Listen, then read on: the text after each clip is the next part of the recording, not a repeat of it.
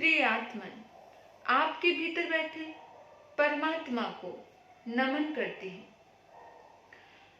एक बहुत ही प्यारी सुंदर घटना जो मेरे मन को अंदर तक हिला देती है और लगता है कि कुछ ऐसी ही तो सोच है मेरी।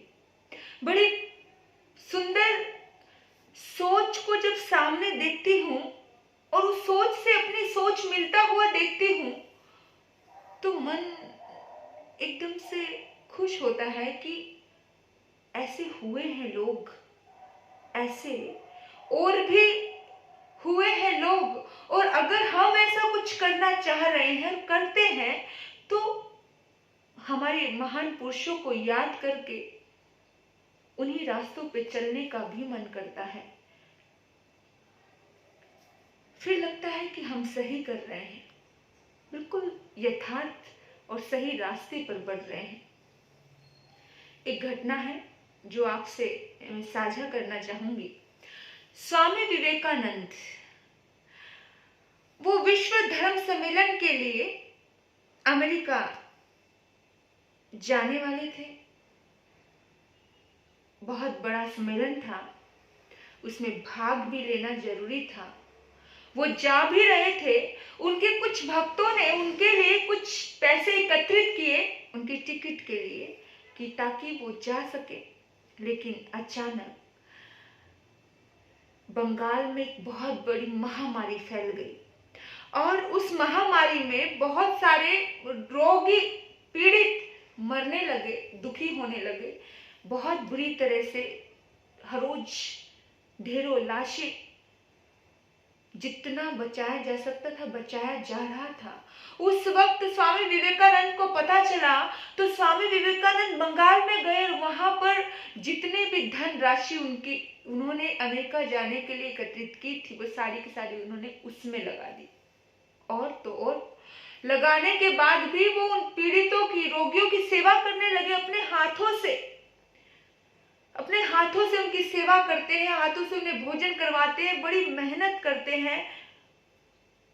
कुछ लोग स्वामी जी के पास आए और उन लोगों ने कहा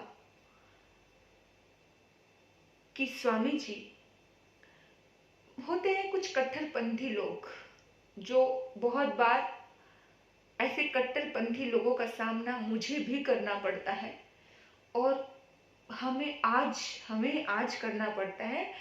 उनको मैं सोचती हूँ कि वो जमाने में भी करना पड़ता था तो आज करना पड़ रहा है तो कौन सी बड़ी बात है। यानी कि वो भक्त बेचैन हो गए उनको ऐसे सेवा करते देखकर। जैसे साधारण व्यक्ति के पास बैठना, उठना, उसको दुखी को सहयोग देना, उसकी दवाई करना, उसके जख्म साफ करना, उनको बड़ा परेशानी होने लगी। उन्होंने विवेकानंद जी से कहा कि स्वामी जी, आप सन्यासी हो, आपको इन साधारण रोगियों की सेवा नहीं करनी चाहिए। इस तरह से हमें देख करके अच्छा नहीं लग रहा है। आपके गिरवे परिधान की प्रतिष्ठा के ये प्रतिकूल है, आपको ये कार्य नहीं करना चाहिए। अरे मतलब हर कदम पर सिखाने वाले मिल जाते हैं, हर कदम पर बिन मांगी सलाह देने वाले मिल जाते हैं। उन लोगों की बात सुनकर के स्वामी विवेकानंद को बड़ा कष्ट हुआ, बहुत कष्ट हुआ। इतना कष्ट हुआ उन्होंने सन्यास के प्रतीक स्वरूप अपने परिधान को उतार दिया। ये चीज मुझे बहुत अच्छी लगी। उन्होंने उसी वक्त अपने परिधान को उतार दिया और बोले, मेरा सन्यास यदि मानवता के लिए आड़े आएगा, मेरा सन्यास यदि रोगियों की सेवा के लिए आड़े आता है, अगर इस गेरुए वस्त्र पहनकर मैं किसी की सेवा से वंचित रहता हूं, अगर मुझे कोई मेरे ऊपर प्रेशर देता है और मुझे इस गेरुए वस्त्र पहनने के बाद मुझे दूसरे की अनुमति लेनी पड़ती है, तो अगर ये मेरी लाइफ में, ये मेरे कुछ अच्छे कार्य में बाधक बनता है, तो ये गेरुआ वस्त्र मैं छोड़ देता हूं। उन्होंने गेरुआ वस्त्र छोड़ दिया, त्याग दिया और त्याग करके वो रोगियों की सेवा में तल्लीन हो गए। कट्टरपंथी लोगों का मुंह बंद हो गया। तुम कब तक किसी को मुट्ठी में कैद कर सकते हो? जिसकी विचारधारा ब्रॉड होती है, जो बहुत बड़े लेवल का होता है वो कहाँ समझ पाएगा। छोटे लेवल की बातें बहुत छोटी होती है, याद रखना। छोटी सोच पैर की मोच कभी आगे नहीं बढ़ने देती। लोग कहते हैं कि साधु का ये काम थोड़ी, मैं ये कहती हूं कि साधु का ही ये काम है। साधु करेगा तो साधु को मानने वाले लोग करेंगे। अगर मानवता, हम सबसे पहले इंसान हैं, बाद में हम सन्यासी हैं। स्वामी विवेकानंद कहते हैं सबसे पहले मैं इंसान हूं, बाद में मैं सन्यासी हूं। इसलिए मैं इंसान की हेल्प नहीं कर सके तो अगर ये वस्त्र, केवल वस्त्र की वजह से मैं हेल्प नहीं कर पाऊं तो धिक्कार है मेरा जीवन। ये वस्त्र तो आड़े आ गए। सेवा सर्वोच्च धर्म है, बहुत बड़ा धर्म है सेवा। और सन्यास सेवा में अगर बाधक आता है, बाधा देता है तो क्या फायदा। सन्यास सेवा में बाधक नहीं, वो तो साधक होना चाहिए और मानना चाहिए इंसान को कि भी साधु का ही तो काम है किसी की हेल्प करना, किसी का सहयोग करना, किसी के काम आना। क्यों हम अपने आप को अलग समझे? हम भी तो इंसान हैं और इंसान के काम नहीं आए तो कौन आएगा। हम कहते हैं कि ये साधु का काम नहीं। बहुत से लोग आकर के कहते हैं, बहुत से लोग आकर कहते हैं ये साधु का काम नहीं। साधु को पता है साधु का क्या काम है। मत सिखाइए दूसरे को, मत बताइए दूसरे को। बहुत बार, यानी कि मैं उनकी क्रांति को लेकर के बहुत ज्यादा, मैं स्वामी विवेकानंद की जब भी मैं बातें पढ़ती हूँ तो मुझे बहुत खुशी होती है कि कैसे क्रांति का जज्बा था उस व्यक्तित्व में। गजब का व्यक्तित्व था, गजब का। वो व्यक्ति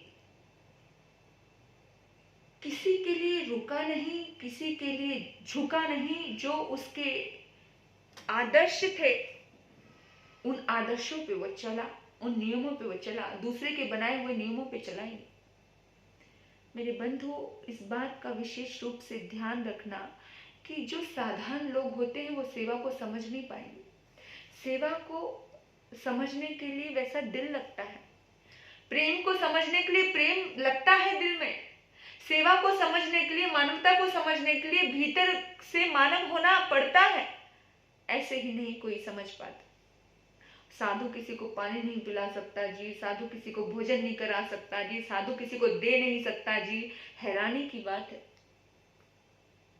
बहुत चीजें लगती है जब यहाँ से और यहाँ से देखते हैं, समझते हैं, सोचते हैं तो ऐसा लगता है कि हम कितने लकीर के फकीर बनकर के चलते हैं। कुछ चीजें जो बचपन से ही चीजें भर दी जाती हैं, ये नहीं कर सकते, वो नहीं कर सकते, ये नहीं चलता, वो नहीं चलता, ये सब किसने बनाया? अरे भगवान महावीर ने तो अपना एकमात्र देह दुष्य वस्त्र था ना, वो भी दान दे दिया था एक ब्राह्मण के मांगने पर। उन तो नग्न हो गए थे, पूरी तरह से अपना सर्वस्व दान दे दिया था। आप सोचना, महावीर जब संन्यास ले लेते हैं उसके बाद भी वो दान देते हैं अपना देहदुष्य वस्त्र।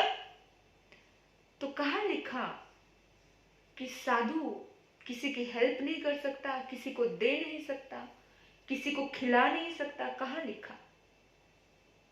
मुझे तो बड़ी हैरानी होती है कि जब जो काम महावीर ने कर दिया उस काम को भी हम नहीं समझ पाए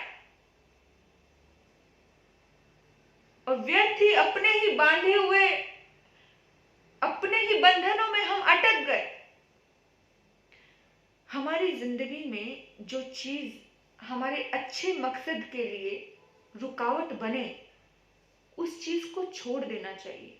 ये चीज विवेकानंद जी के इस किस्से से मुझे समझ आई। विवेकानंद ने गेरुआ वस्त्र उतार दिया तो उन्हें कोई फर्क नहीं पड़ा, या फिर दुनिया ने उन्हें माना नहीं क्या? सारी दुनिया आज भी उन्हें मानती है। बहुत जगह उन्होंने गेरुआ वस्त्र पहने, लेकिन जिस वक्त उनके ऊपर ये चीज आई, उन लोगों ने उनके ऊपर उंगली उठाई, एक पल में कहा कि निकाल देता हूं, मैं इससे सन्यासी नहीं हूं, मैं भीतर से सन्यासी हूं, भीतर से साधक हूं मैं। और इस साधना में कोई बाहर की चीज बाधक बने तो अभी छोड़ दिया। सच में मतलब सैल्यूट करने की इच्छा हुई।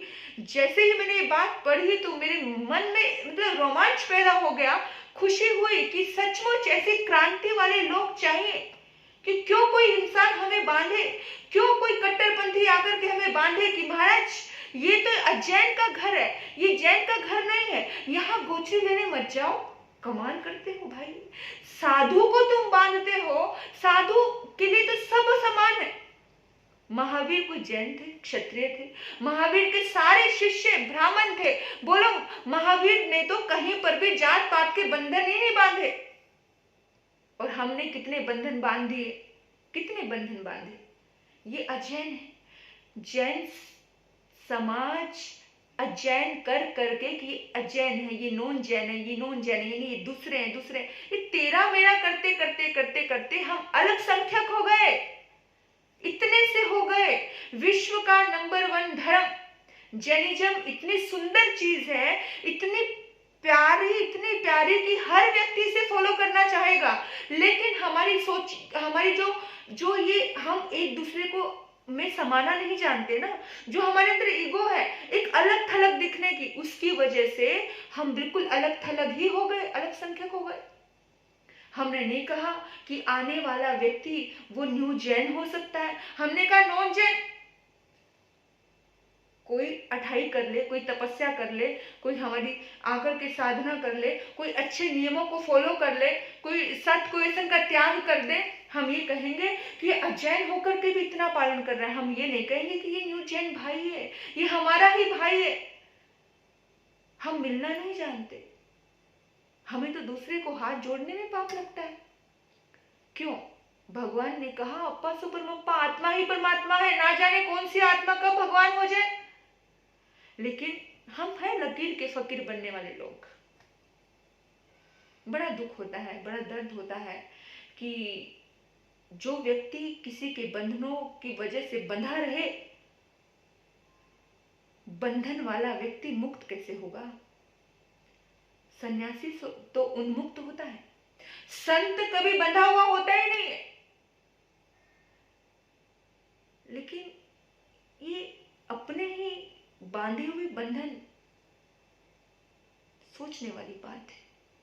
जब आप कहीं पर भी हो, आप किसी भी फील्ड में हो, अगर कोई अच्छी चीज करने के लिए आपको रोक देता है या प्रेशर कर देता है कि ये नहीं करना या ये नहीं, ये प्रतिकूल है, तो समझ जाना कि वो लोग आपके लेवल को समझ नहीं पा रहे हैं। इंसान अपने लेवल के लोगों को समझ पाता है, जिसका लेवल जैसा होगा वैसा ही तो वो समझेगा ना। कुछ लोग ऐसे होते हैं जो हमेशा बुरा करते हैं, हमेशा बुरा करते हैं, है ना। हम कितना भी अच्छा कर ले, सामने वाले हमेशा बुरा करते हैं। क्यों? कभी सोचा? ये सोचना कि उसका लेवल ही इतना है, उसकी सोच ही इतनी है, छोटी सोच। और जो छोटी सोच वाला होता है वो विस्तार रूप से सोचता ही नहीं। अब हमें तो पूरी सृष्टि अपनी लगती है, पूरी दुनिया अपनी लगती है। मुझे तो राम में कोई फर्क नहीं लगता है, महावीर में कोई फर्क नहीं लगता है, मुझे तो सभी महान पुरुष लगते हैं। हनुमान भी सिद्ध हुए, बुद्ध हुए, मुक्त हुए, महावीर भी सिद्ध बुद्ध मुक्त हुए। मुझे सभी महान पुरुष लगते हैं। और सभी के जो भी जहां भी कुछ अच्छी चीजें थी, मैंने सभी की अच्छी चीजों को स्वीकार किया। जीसस के प्रेम को स्वीकार किया, महावीर की अहिंसा को स्वीकार किया, बुद्ध की करुणा को स्वीकार किया। मेरी नजरों में इनकी सबकी आत्मा शिखर आत्मा थी, मुक्त आत्मा थी। और जो व्यक्ति मुक्त हो गया है, मुक्त होने वाला व्यक्ति अगर मुक्त हुए लोगों को समझ पाएगा तभी तो मुक्त होगा ना। लेकिन उसके लिए अपना लेवल बनाना चाहिए। मेरे बंधु, सभी दिव्य महान आत्माओं को मैं प्रणाम करती हूँ दिल से कि ऐसी महान आत्मा ही क्रांति कर पाती है, जो बाहर के परिवेश को देख कर के बाहर में ही जीती रही, क्रांति नहीं कर पाती। महावीर ने तो कितनी बड़ी क्रांति की थी, नग्न हो गए, 32 साल का नौजवान युवक नग्न हो जाए, लोगों ने पत्थर मारा जब उन्होंने क्रांति की। लेकिन एक युग बीत जाने के बाद किसी महापुरुष की पूजा होती है। उस वक्त, जिस वक्त विवेकानंद सामने थे लोगों के, तो लोगों ने उनको नकारा, लोगों ने उनकी चर्चाएं की, अरे देश छोड़ दिया, अरे देश छोड़ दिया। अरे दुनिया, वो लोगों के लिए नहीं थे। उनके विचारधाराएं, उनकी सोच इन कट्टरपंथी लोगों के लिए नहीं थी। उनकी सोच तो प्राणी मात्र के लिए थी। 2-4 कट्टरपंथियों के लिए नहीं थे, बने थे वो पूरे विश्व के लिए बने थे। महावीर 2-4 लोगों के लिए नहीं बने, वो पूरे विश्व के लिए बने। वो क्षत्रिय थे, पूरे ब्राह्मण समाज, ये तो बाहर की परिवेश है क्षत्रिय होना। महावीर ने तो मानवता की पूजा की थी, प्राणी मात्र के लिए मिट्टी में समय हुए सु बोला उन्होंने, सब मेरे मित्र है। इतना बड़ा, इतनी बड़ी बात करने बड़ा जिगरा लगता है कि सब मेरे मित्र। बुद्ध, जीसस, प्रेम के पुजारी, यानी जितने भी महान पुरुष हैं, उन सभी से हमें बहुत सीखना है, बहुत सीखना है और उनके बताए हुए रास्ते पर चलना है। जब भी हम कुछ क्रांति करते हैं, विरोध होता है, लेकिन एक वक्त बीत जाने के बाद एक महान पुरुष की कदर होती है, याद रखना।